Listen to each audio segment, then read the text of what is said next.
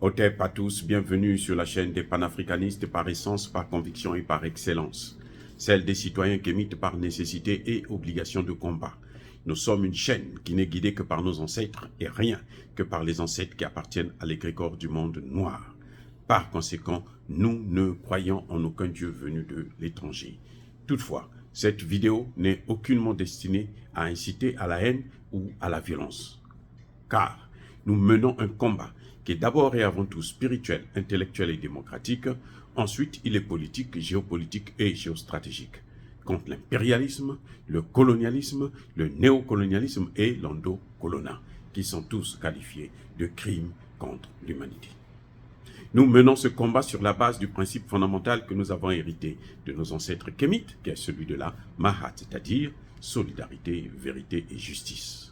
Vous êtes donc en droit de connaître la vérité et nous avons l'obligation de vous dire la vérité, rien que la vérité, afin que justice soit rendue au continent africain. Et ça, c'est notre modeste contribution dans cette noble lutte en faveur de la souveraineté, la dignité, la solidarité et l'unité africaine. C'est exactement ça que nous appelons le panafricanisme.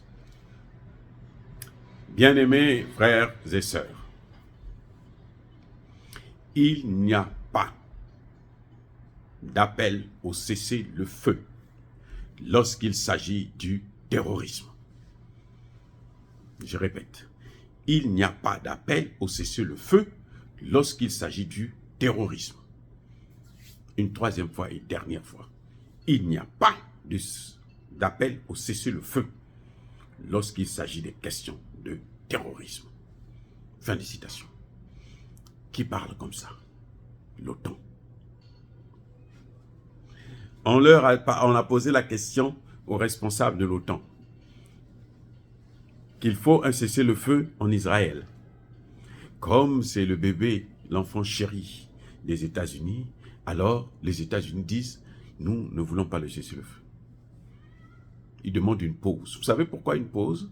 C'est pour donner à Israël le temps de se réorganiser, de se rééquiper, de se réarmer, de remettre les troupes en marche et puis repartir à la conquête de, comment vous appelez ça, de la Palestine, de la bande de Gaza. Alors, moi quand j'ai entendu ça, je dis, oh mais c'est intéressant. C'est pas nous qui le disons, c'est l'OTAN. C'est intéressant pourquoi? Parce que nous vivons les mêmes problèmes. Au Mali, au Burkina Faso, au Niger. C'est le terrorisme. Au Centrafrique, il y a le terrorisme. Les rebelles, là, ce sont des terroristes. C'est fini la rébellion. Ce n'est pas des rébellions, c'est des terroristes. Parce qu'ils ne demandent pas un territoire. Ce qu'ils veulent, c'est tuer les gens.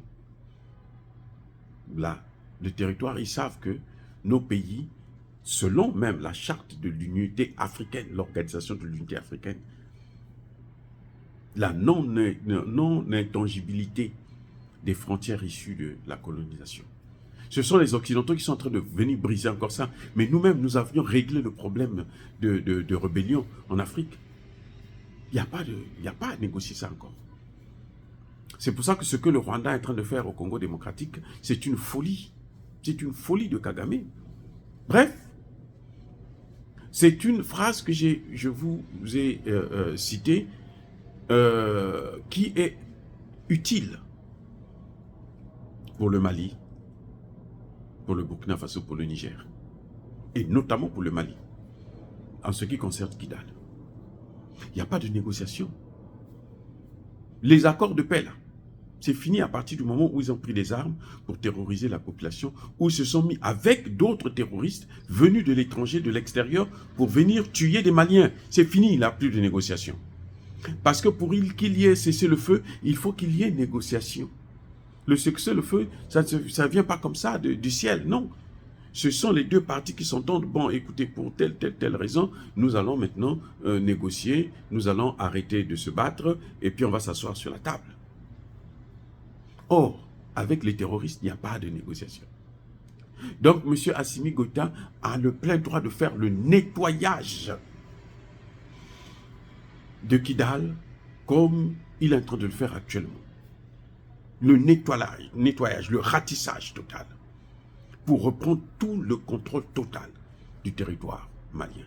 Voilà ce que nous attendons de lui, voilà ce qui est de sa mission.